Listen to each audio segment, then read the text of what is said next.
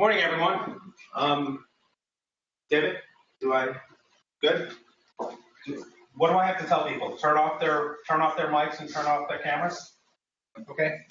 So for the folks on the line, as I said before, please turn off your mics and turn off your cameras. Welcome. This is our second installment of the AdTech Winter Seminar. As you may or may not know, this is going to happen every Thursday for 4 more Thursdays after this. You are welcome to join us online. We'd love to see you live in person. We can give you coffee and bagels for the folks on the line. You're missing out. And then at the end of this, Chris is going to put together a little open book test that you can go through the past presentations because they're all available on demand. So you can tell your colleagues they can go back and look at it if they've missed something, and then you'll kind of get the ARF sort of seal that you've completed the AdTech course.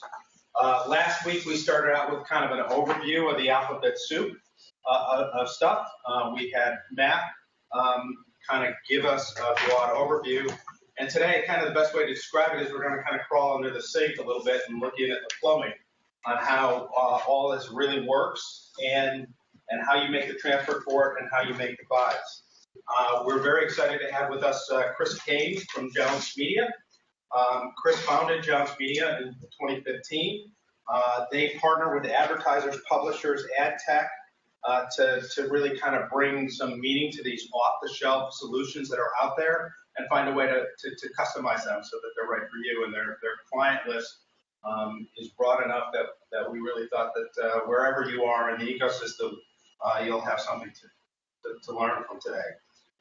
Before this, Chris was chief of staff to the CEO at AOL. He led AOL's data portability program. I won't go, I'll let him talk about whatever his history is, but I thought it was interesting that at Dartmouth he has his degree in mechanical engineering, which I think you need to understand all this stuff anyway, because otherwise it goes up in my head. So without further ado, let me introduce Chris. Welcome. Thank you. So I'm going to hand out some stuff that'll make more sense in just a minute. I'll leave a few more up front. For folks on the phone, I'll make sure that you've got the information you need on how to download this stuff. But yeah, let me just give a little bit of quick background, then we can dive into today's content. Like Mark said, I run a consulting business called Jones Media. We're focused entirely on the ad tech space. But within the ad tech world, we work with sort of the full supply chain, from publishers to marketers and a whole bunch of constituents that sit in between. And what I thought we'd talk about today is some of the plumbing. I like the under the sink analogy. That was Mark's, not mine. It's good. I'm going to borrow it. Talk about some of the plumbing to try to make sense of how buyers and sellers connect through programmatic transactions. This is all based on some content that we've developed called the Little Black Book of Ads. Folks in the room have a physical copy. Folks on the line can download this from our website. What we're going to go through today is sort of a very broad and high-level overview of how this stuff works. For your context, we've also written a series of deep dives that take one of these topics and go much deeper. Private marketplaces, as an example, we've written the Little Black Book of Private Marketplaces, or Attribution, Little Black Book of Attribution. We've written several of these titles that go much deeper than we're going to go today, but I think the goal of today is to keep this at a high level to just understand the basics of how the plumbing works to connect buyer and seller. Sound okay? Yeah. Okay. So yeah, let's dive into it. We've put together this 5-step framework that describes, we think, every programmatic transaction. Every time an ad gets sold programmatically, there are 5 steps that happen. This is true across desktop web, mobile web, and in-app inventory. It's true across display ads, native ads, video ads. There are a few wrinkles when you start to talk about things like walled gardens, which we'll talk about, but think of this as a very general framework that describes every programmatic transaction. So we'll spend some time on that. Then dive into the critical part, or the part that people love to talk about, the really fast part of the transaction, which is the real-time bidding connection, the communication between supply-side platform and demand-side platform. And we'll start to peel apart how are those two pieces of tech talking to each other.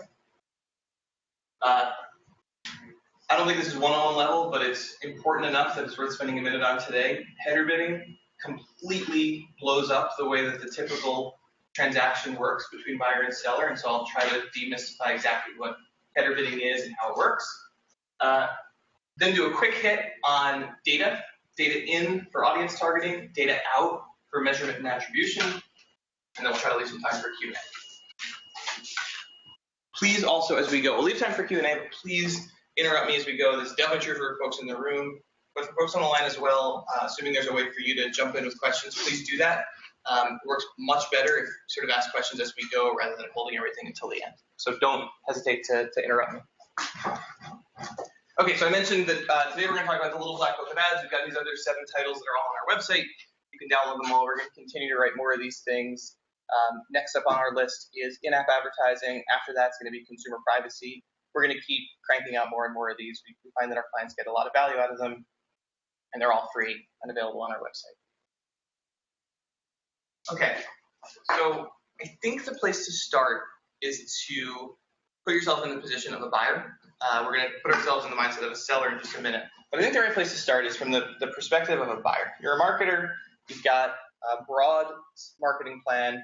Let's not talk for the moment about anything that happens in the offline world. Obviously really important in big budgets. But in the online world, at the most basic level, I think most marketers look at their media plan across 4 different categories. And the reason they look at their marketing plan across these 4 different categories is, number one, each one of them is really big. And number 2, the way that you transact is really quite different for these 4. So first of all, one error correction. Search is $60 billion of global ad spend. Let's just talk about this in the US for the moment, which is what the rest of these numbers represent. In the US, search is about a $35 billion market. So advertisers are spending about $35 billion buying search ads. They're buying it overwhelmingly on Google, a little bit of market share for Bing and Yahoo. But the way that most marketers, or at least most big marketers, buy search is not by logging into the Google AdWords UI or the Bing SEM UI. They're using software like Marin or Kenchu, there's a few others, which allow the marketer in one place to set up a set of rules for how they're going to run their search campaigns, what keywords they want to bid on, what their messages are, how much they want to bid. Marin or Kenchu or other companies like them push those campaigns out to Google and Bing and Yahoo, and Google and Bing and Yahoo run the campaigns. They then send reporting data back to Marin and Kenchu, and the advertiser has one place to look at all of their search marketing activities. Good so far? Questions? Okay. So that's $35 billion of ad spend happens here. Next to the walled gardens, it's only a short list. It's really Facebook. Really, it's all about Facebook here. But mechanically, you'd include some other companies in here as well. Twitter for sure. Snapchat is a fast emerging and big player. You can put some other names in here. Pinterest probably belongs in here. The thing that's unique about these companies is they transact. Yep, 1 second. Folks online, we lost the video for a second, so I'm going to ask Chris to pause for just a second. We're going to try to get the video back up. I know you can still hear us, so give us 2 seconds. Sorry, Chris. No worries. But they can hear, so if anybody's got a quick question so far. Yeah, any questions?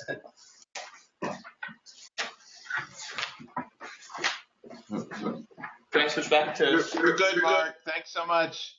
David, they said they're good. Yeah. Go ahead.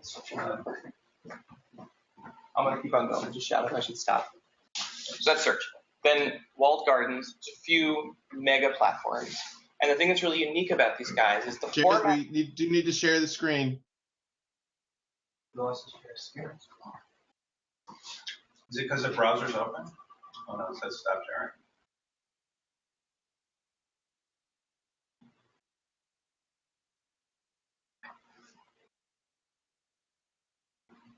Chris, how is it?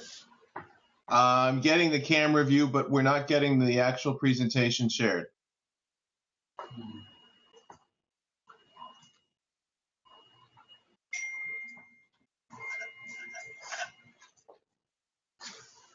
Are you getting anything right now? I'm still just seeing you guys from the camera. David, could it be because the browser's open?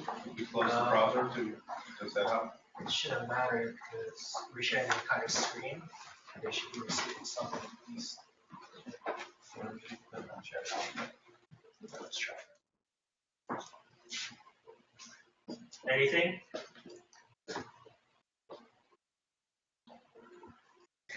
We're still just getting the camera view. Okay.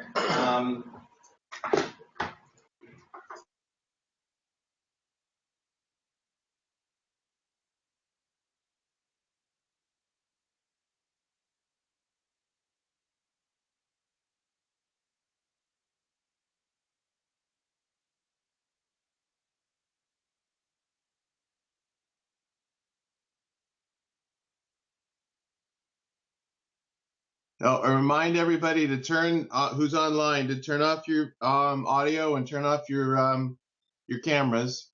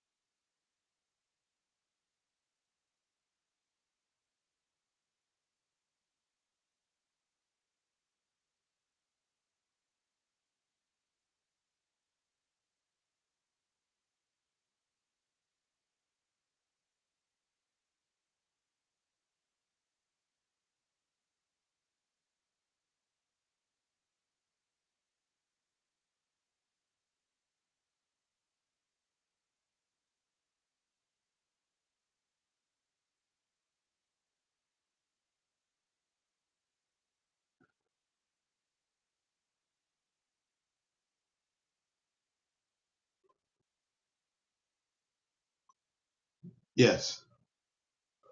Yes.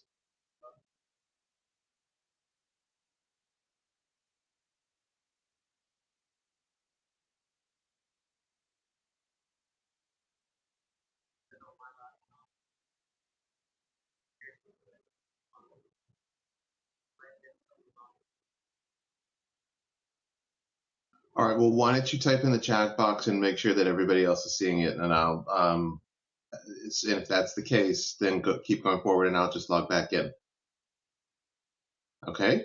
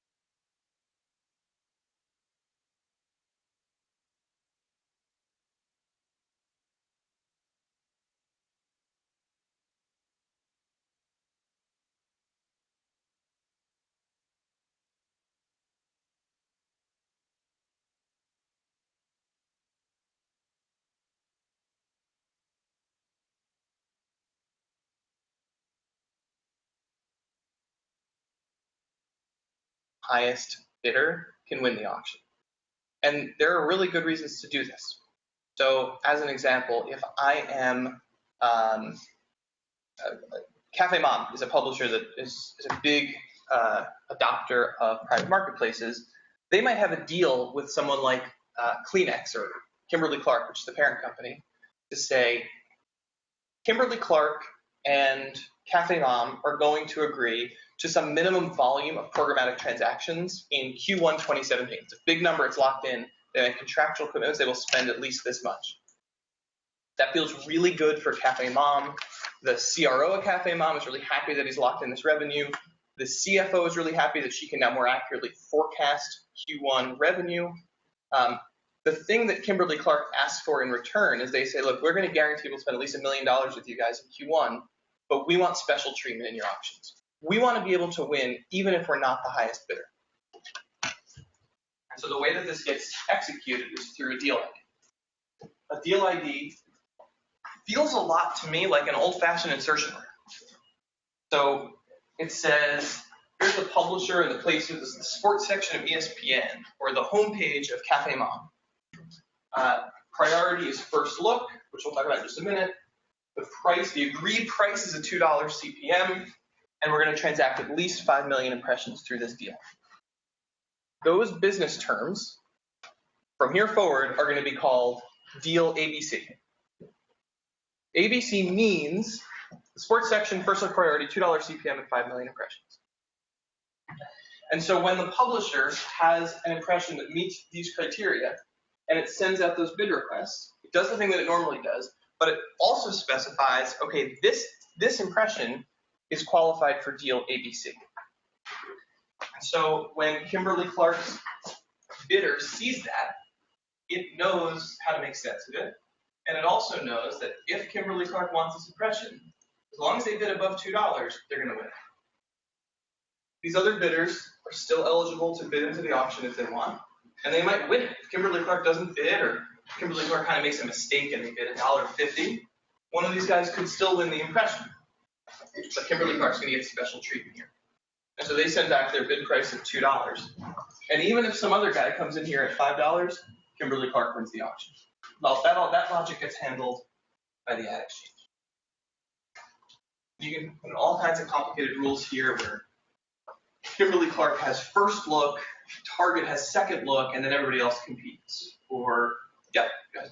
So I understand that whoever had the bid at $5 is not going to get a notification, but will Kimberly-Clark get a notification that the reason that they won this was because they had this deal, or might they believe that it was just that they were the highest bidder? That's a great question. Just to make sure everybody can hear that.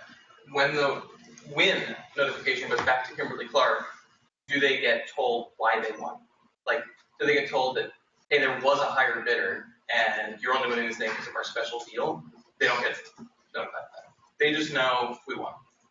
And they believe that sometimes it was a scenario like this where we won because of our special treatment. Other times, maybe we just were the highest bidder. They don't get the ability to see that. The exchange does, though. And the publisher can start to understand, for instance, how much money am I leaving on the table by setting up this deal with Kimberly-Clark? Like, is this a rational thing? Does this happen all the time? In which case, maybe I should just shut down my deal with Kimberly-Clark. Or is this actually a pretty rare thing and this is a good deal for me? Yeah. So if this happens a lot, then why doesn't it eventually drag down values in public exchanges? That's a great question. So these private marketplace transactions do happen all the time. To put some math around it, one of the DSPs has done some analysis on this and said that more than half of the bid requests that they get specify at least one deal ID, if not multiple deal IDs. This is a big deal. And for a publisher, every time this drawing happens, the publisher's leaving money on the table. They could have made more money if they just transacted through the open marketplace. But what's more common actually is the reverse of this. The presence of this deal ID and the commitment from Kimberly-Clark to spend at least 5 million impressions means that now Kimberly-Clark is buying some impressions for $2 CPM that in the open market might have only cleared for 10 cents. And so there's some good arguments here that this actually is better for the publisher than it is for the advertiser. Because the advertiser can probably win a lot of these impressions anyway in the open market. They're making a commitment and now having to buy impressions for some pre-negotiated price when they might have been able to buy those same impressions for 50 cents or 10 cents. And so I think both buyers and sellers are starting to put more math around understanding, are these deals really rational for us, or would we be better off just transacting in the open marketplace? Yeah. Whose job is it in this situation to pace it throughout Q1 to meet the original booked impression? That's a great question. So this volume commitment is very often a soft commitment. There's some new mechanisms. This would be a good 201 level deep dive. There's some new mechanisms called programmatic guaranteed, where you can basically do this thing, but actually lock in the volume commitment. It's really hard. The short answer is what you just raised is a big deal. It's really hard to pace this stuff well. And what happens very often is you say we're going to transact 5 million impressions, and it's halfway through the quarter, and you realize you've only transacted 500,000 impressions. Is it up to Kimberly-Clark, though, to keep bidding up to that, as much as it can to get? Okay, so here's the argument. I'm the seller, and you're the buyer. We're halfway through the quarter, and we've only done 10% of our volume.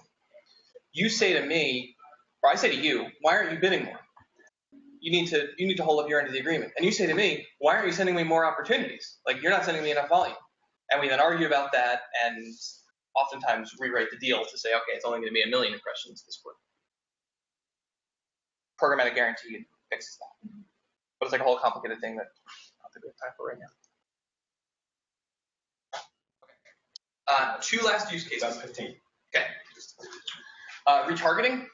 We're not going to be able to spend much time on audience data today, but this is a really important use case.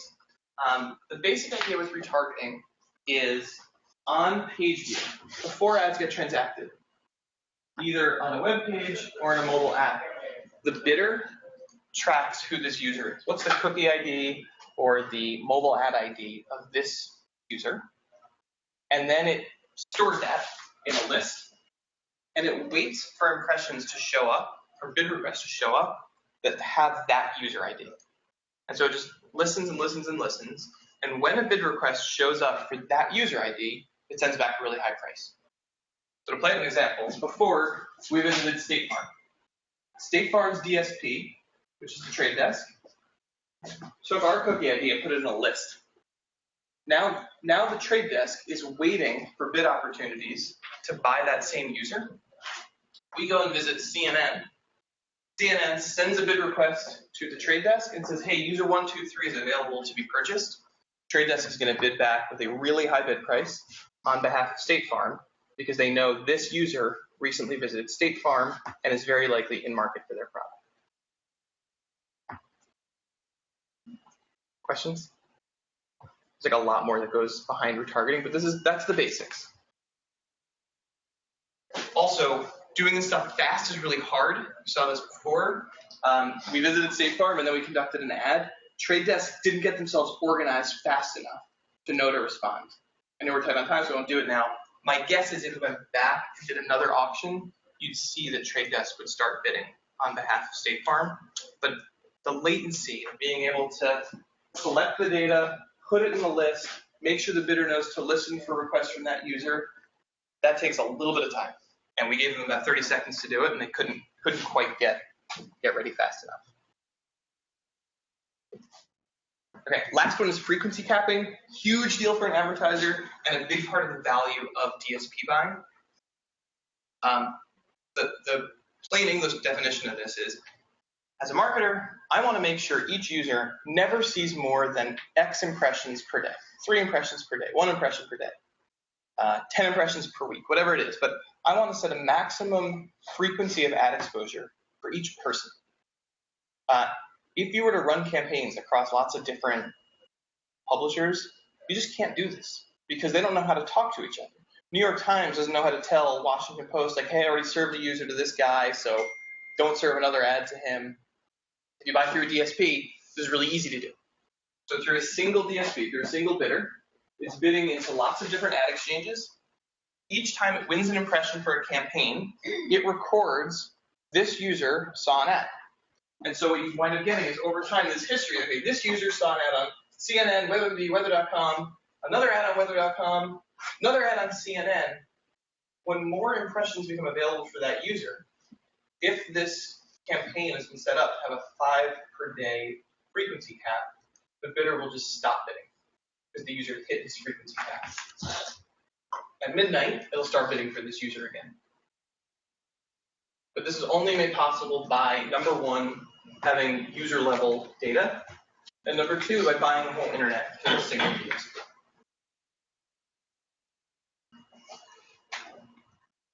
I think what we should do is talk header bidding and then probably pause, skip the audience data targeting and the measurement stuff for today. I'm happy to talk about that afterward. Let's go back to the question that somebody, I think it might have been Chris, raised about how does the publisher ad server choose which ad exchange to conduct its auction? The old-fashioned way, which is still the way for a lot of publishers, is a waterfall. So here's how a waterfall works. Page loads, publisher ad server is told, go get me an ad. And so the publisher ad server steps through a series of checks called a waterfall to figure out where it's going to get this ad. The first thing it does at priority level 1 is checks whether there are any direct sold campaigns. If there's a direct sold campaign, this is the WebMD allergy section, Claritin just locked it up. The process is really simple, and I just serve the ad. Okay, but let's say either there are no direct sold campaigns, or maybe there are direct campaigns, but they're all pacing ahead, so they don't need this impression. Then I move to priority level 2, which is my favorite ad exchange, Rubicon. So I go and conduct an auction with Rubicon, and if it works, we're done.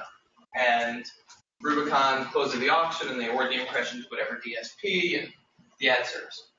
But somewhat frequently, the auction fails. And the auction fails because either nobody wanted to bid for this impression, or the other one that's very common, back to our conversation earlier, the floor was too high.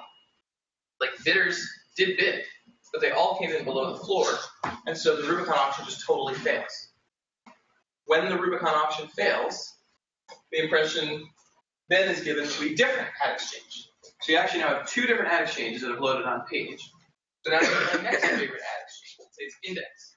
An Index conducts an auction, and if that auction works, the ad serves, we're good, that auction might fail too. And so this thing can keep happening, keep working your way down your waterfall, and eventually you just give up.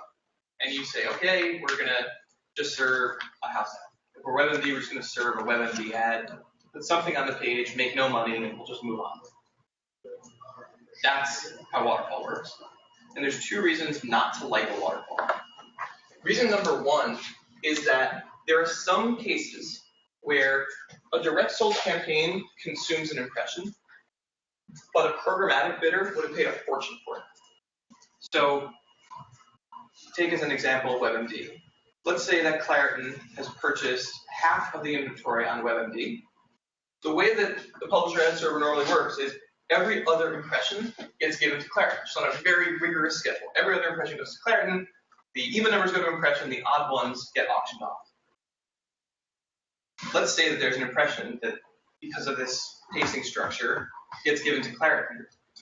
But there was some buyer out there who would have paid $100 CPM for this impression. This happens.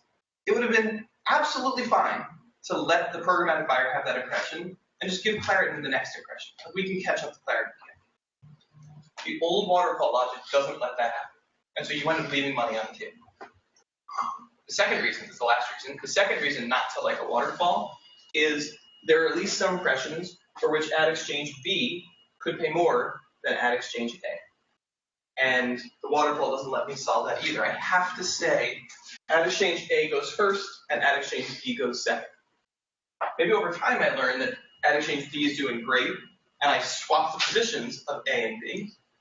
But now I have the opposite problem where whatever exchanges traffic at priority level 2 is always getting the opportunity to sell an impression before the exchange at priority level 3. And so what I'd like to be able to do is for each impression, figure out where do I go to get the most money? Direct sold campaign or ad exchange A or ad exchange B, and give the impression there. Is that clear? Questions? Okay. I'm going to assume there's no questions, but please interrupt me. header bidding tries to solve this thing. It also completely breaks the whole framework we've been talking about. So here's how header bidding works, and bear with me, it's sort of an ugly chart. We started this whole session by saying the first thing that happens is the publisher's ad server loads. That's not the first thing that happens when publishers enable header bidding. Publishers set up header bidding.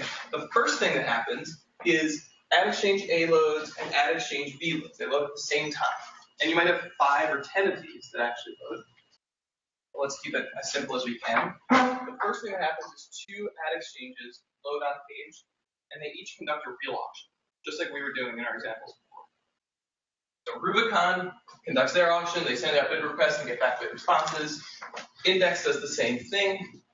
They both price their auctions, figure out what the closing price of the auction is, and they send it to a new piece of technology called a header bidding wrapper.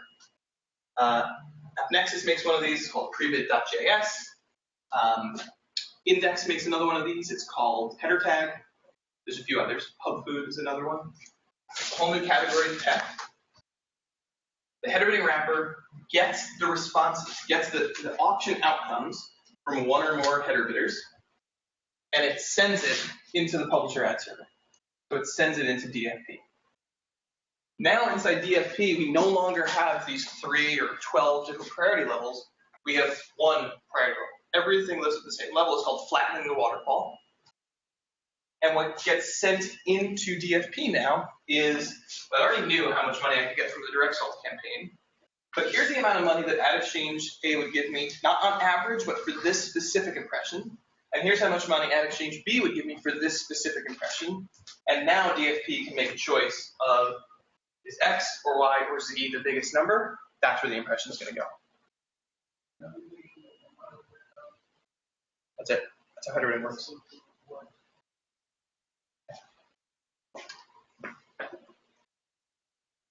All right. So I think what we should do is skip to Q&A. One thing I'll highlight, just to kind of bring this back to our original picture, data comes into the system, data goes out of the system.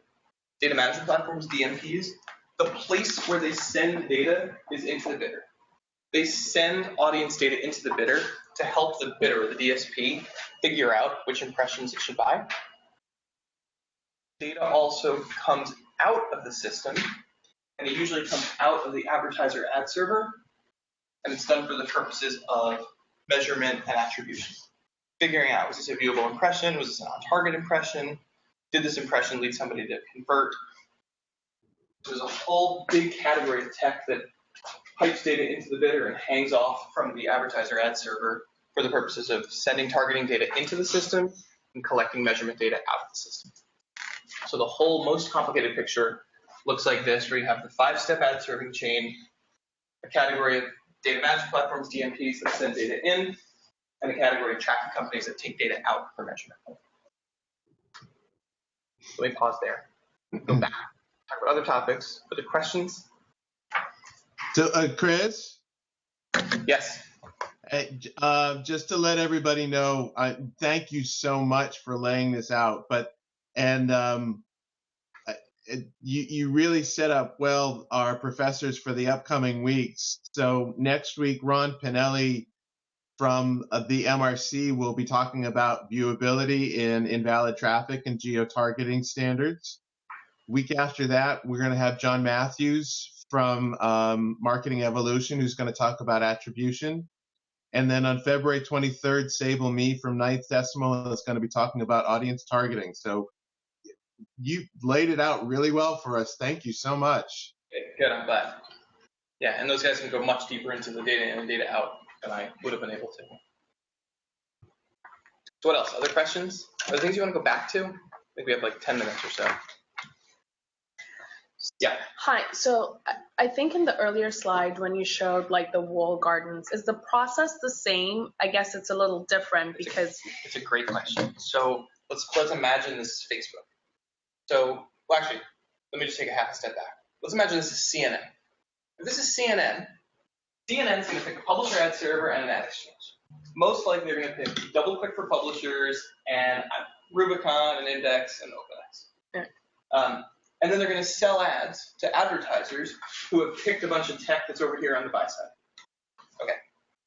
if this were Facebook, the process is exactly the same. The people who built Facebook are the same people that originally built some of this tech for the rest of the web. And so the pipes are exactly the same. But if you were putting logos on here, you would just put a Facebook logo at all these steps. And so Facebook made their own Facebook publisher ad server, which powers their inventory. And there's a Facebook ad exchange, and there's a Facebook bidder, and a Facebook advertiser ad server, and a Facebook opt-out. The only place where you might not have, and the whole process is the same. They conduct an auction, they do second pricing, it's the same. The only place where you might not have Facebook logos is for the data management platform and measurement tracking. More and more, Facebook is making it possible for advertisers to send in their own data for targeting and to send out data for measurement and attribution. So they have partnerships, for instance, with Moat and Integral Ad Science over here, so that third parties can verify the viewability of Facebook ads. We also have partnerships over here with companies like Datalogix, so that advertisers can send in their own proprietary targeting data. But the 5 steps would just all have Facebook logos on. Same with Twitter, same with Pinterest. I don't know much about Snapchat, but I would guess that they're building it the same way. More online. I don't think this was asked already. Can you explain a bit further what information the publisher places into the header to aid the bidding and decision process? Sure. Yes, absolutely.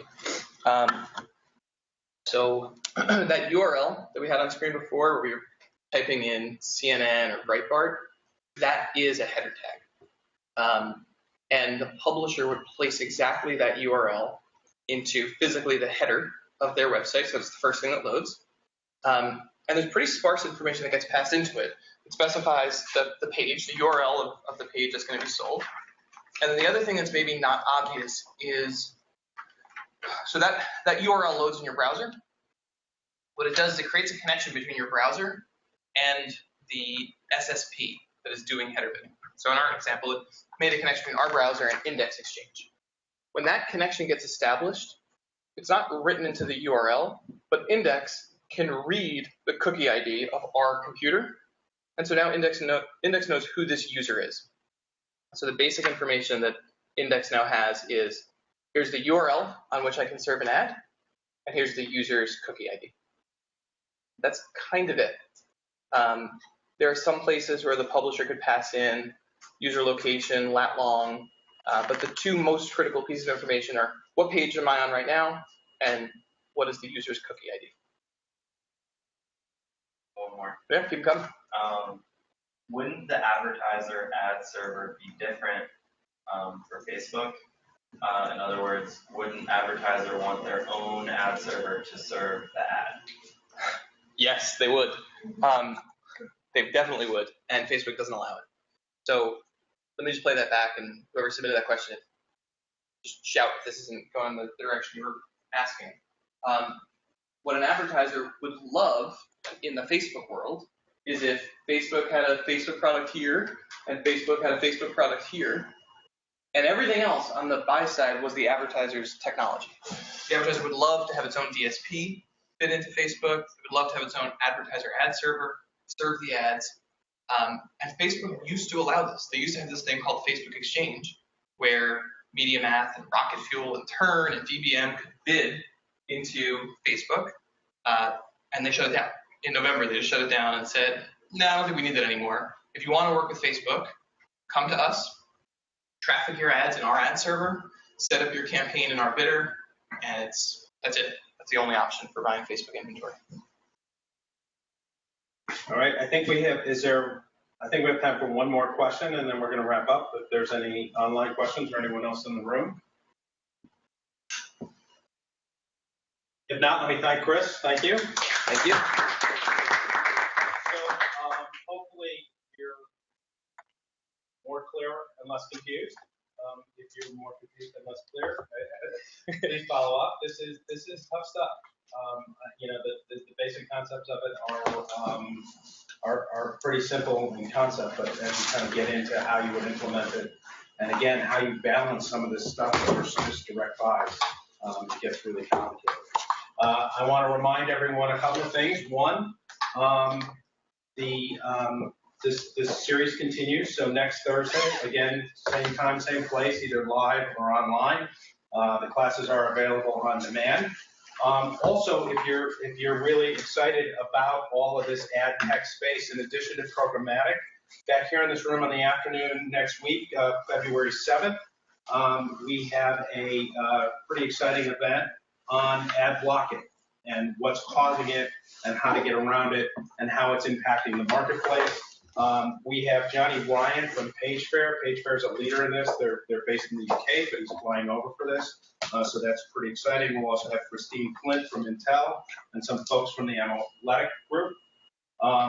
If you haven't already purchased your tickets, our annual conference is March 20th and 21st.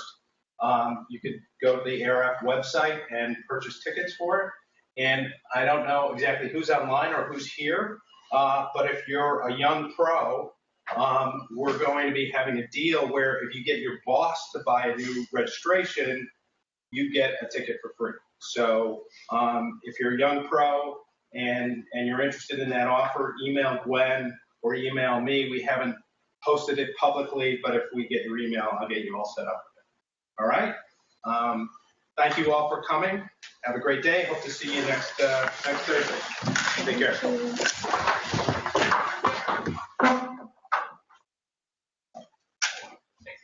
Thank you.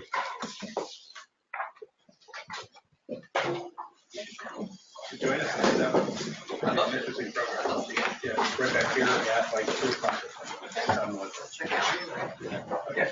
Hi, Danielle. How you doing? Thanks.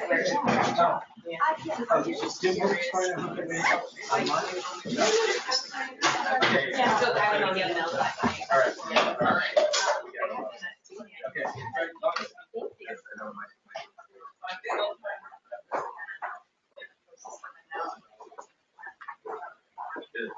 Yeah. I agree. Yeah, Karen, I think it's actually incredibly. Yeah, yeah. Like, okay, it's getting to. She works, And I know, like, measurement tracking, that's a big thing. So we work. Yeah. The other. Yeah. How do they handle that? Yeah.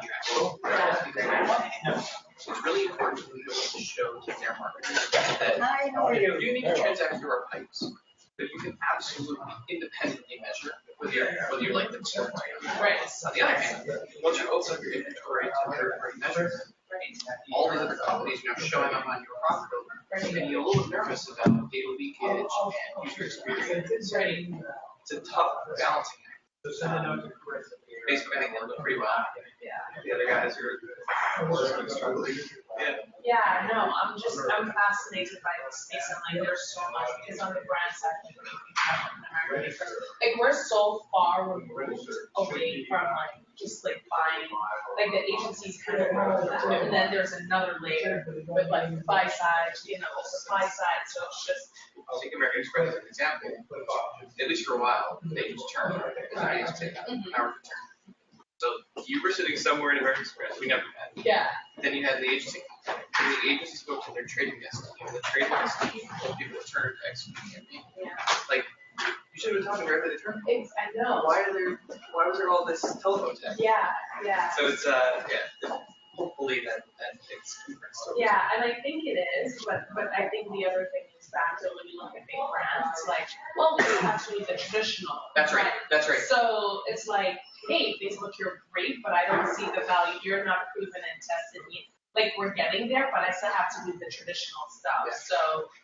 Well, let me give you a card. It would be helpful getting you introduced to some ad tech players or. Yeah, like for me, this is great. I'm just trying to like learn the lay of the land, figure it out. I'm like, the brand side. I don't have a card with me, but definitely I reach out. This was great. The little black book was fantastic. Good. Good. We can download the rest of them on our website. And whatever topic you want to do. Okay. Thank you. I'll definitely be sharing with some of my friends interested in that tech. Thank you guys. Have a good day. Hey. Good to meet you. Hi, I'm Danielle. Danielle, I wanted to talk to you guys. You could schedule time.